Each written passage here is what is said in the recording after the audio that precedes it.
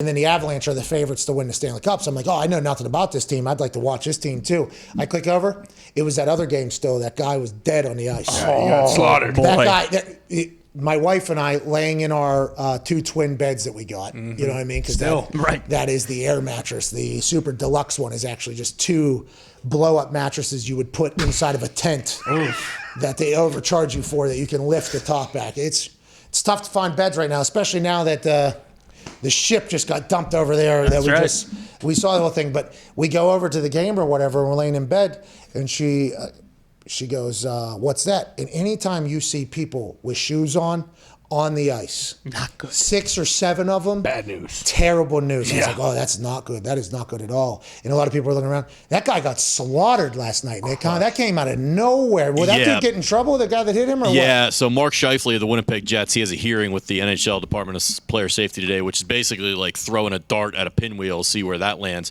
But he came flying in from center ice to stop Montreal Canadiens for Jake Eves from wrapping around into an empty net. There was like less than a minute left in the game. 58 seconds. Yeah, he's about to put the puck in an empty net to end the game, and Scheifele comes flying from center ice.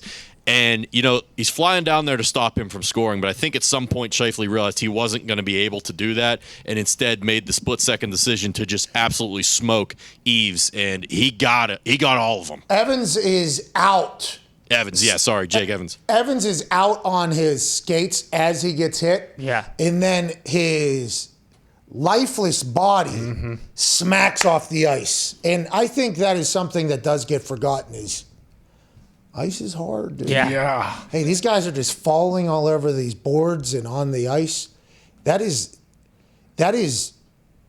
like skull fracturing. Like ice is a problem. And it's just, everything they do looks so graceful, and how do they not die every single night with the speed, and there's blades on the bottom of, like it's just, there's weapons in the hand. The puck is going like 100 miles an hour, and that thing's hard.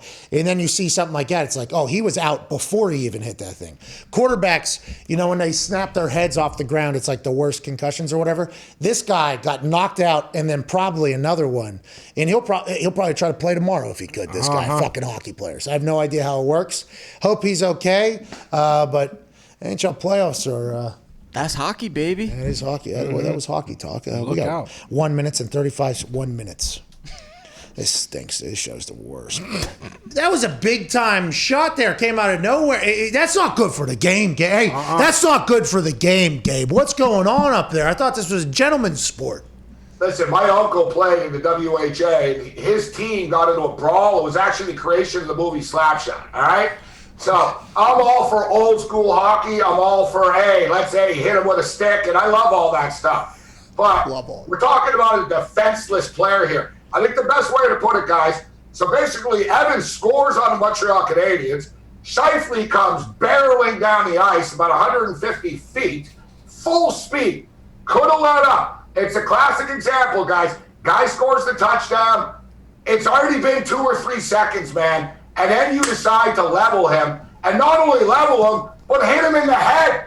Hit him in the head as well. It was Evans' 25th birthday. Happy birthday. At least he got the win.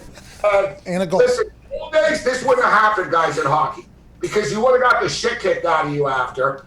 But now, they call it the instigator rule. So if you respond after, they'll penalize the guy that responds and kills the guy for hurting somebody more than the guy did for actually hurting somebody in the first place.